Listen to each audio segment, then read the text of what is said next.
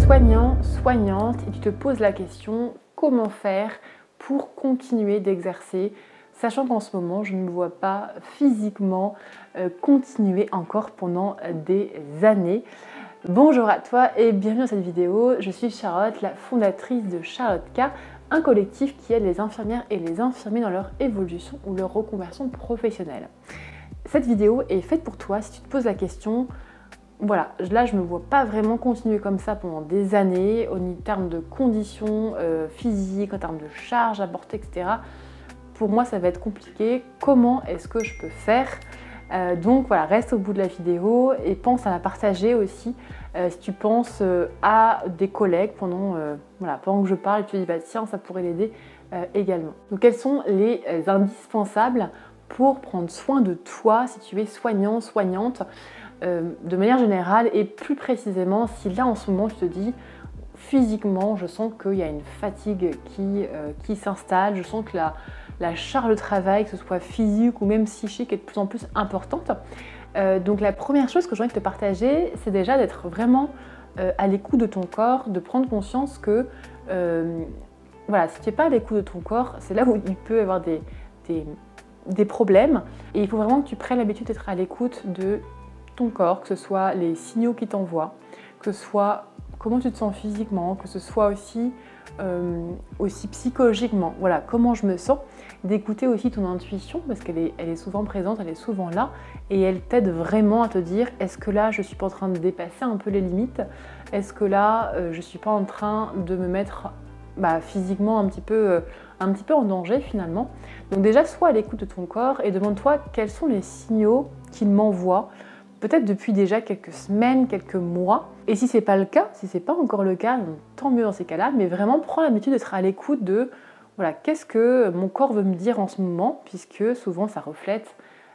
pas mal de choses sur ses besoins et sur du coup la démarche à suivre pour la suite pour justement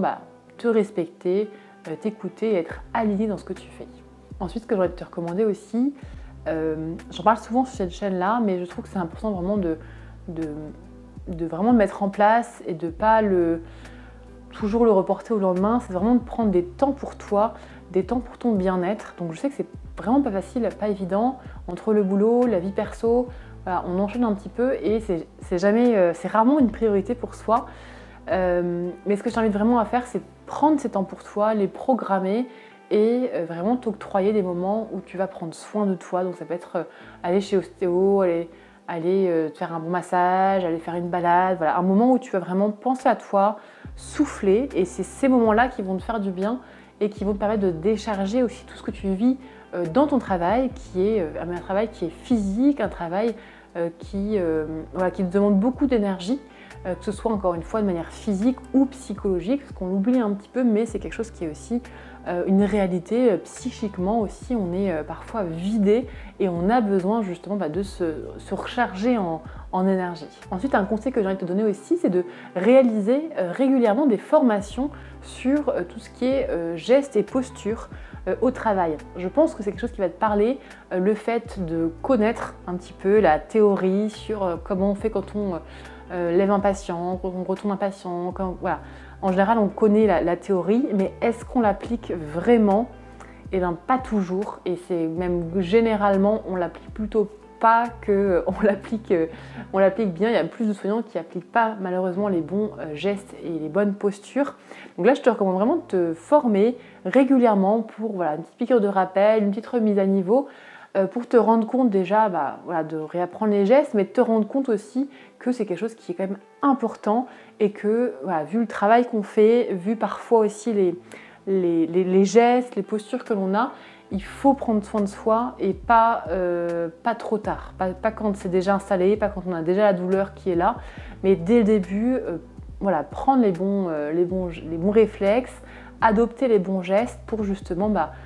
tenir le plus longtemps possible et pouvoir ne pas avoir de douleur physique dès 40 ans par exemple, parce que on était trop pressé, on n'avait pas le temps malheureusement et on devait du coup pratiquer des soins, des gestes, etc. dans des postures qui nous mettaient du coup un peu en danger. Et si c'est le cas, parce que je sais qu'il y a pour l'avoir vécu. Il y a des services, il y a des structures où on ne peut pas prendre le temps. Enfin, c'est clair que quand le patient il est au fauteuil par exemple et qu'on a un pansement à lui faire, on n'a pas le temps de le retransférer au lit pour le monter à la bonne hauteur et faire notre soin dans les bonnes conditions. Parfois c'est juste pas possible. Et ben dans ce cas-là, vraiment se questionner sur est-ce que voilà, mon corps est encore physiquement capable de le supporter ou si en fait c'est juste plus possible à mon âge ou avec ma pathologie ou avec ma condition physique, c'est juste pas possible et il me faut un service ou une structure ou une façon d'exercer où je vais respecter ça. C'est quand même important d'avoir quand même un peu l'alarme en tête, le moment où en fait là ce sera plus possible. Je sais que ça va pas changer parce que on n'aura pas le temps de mettre à chaque fois les patients au fauteuil quand il y a un pansement à faire, etc. Ou dans l'organisation, on n'a pas le temps non plus de demander à l'aide-soignante de les lever tous à 11h30 quand on finit nos pansements parce que c'est juste pas possible. Et bien dans ce cas-là, il faut quand même prendre les devants et se demander est-ce que je me respecte là-dedans, est-ce que, à quel moment je laisse de l'espace pour écouter mon corps et prendre soin de moi avant que ce soit trop tard, avant que ce soit que j'ai une douleur qui soit installée. Parce que je pense que tu le sais aussi bien que moi, une fois que c'est installé, c'est beaucoup plus dur que quand on prévient du coup une douleur. Et du coup, dernier conseil que j'ai envie de te donner par rapport à ça, c'est d'accepter justement l'idée que parfois la solution, ça peut être de changer tout simplement de structure, de ne pas culpabiliser aussi, parce que je pense que c'est quelque chose qui revient beaucoup, le fait de culpabiliser, de dire ouais mais en fait là, si je suis pas capable d'exercer là-dedans, c'est que je suis plus une bonne infirmière ou c'est que je suis plus à ma place ou tiens je suis vraiment vieille entre guillemets si je dois accepter un poste moins physique. En tout cas, la culpabilité c'est quelque chose qui revient beaucoup là-dessus, une chose qu'il faut tout simplement accepter qu'à un moment donné, peu importe le temps qu'on a exercé dans tel ou tel service, et le fait de pousser des chariots très lourds ou porter des patients, en fait on a envie de faire autre chose, on ne peut plus physiquement le supporter et après on va s'oublier, on va se casser quelque chose, se retrouver finalement en arrêt maladie pendant peut-être même une longue période. Donc voilà, arrêtez de culpabiliser là-dessus et préférez la prévention et préférer l'écoute de son corps que d'être arrivé justement au dernier moment. D'ailleurs, si c'est quelque chose qui te concerne, si tu l'as vécu, si tu sens que tu es en train de le vivre, mets-nous en commentaire justement, témoigne-nous en commentaire en tout cas, si c'était déjà arrivé, pour peut-être le partager un petit peu, pouvoir échanger justement ensemble autour de ça.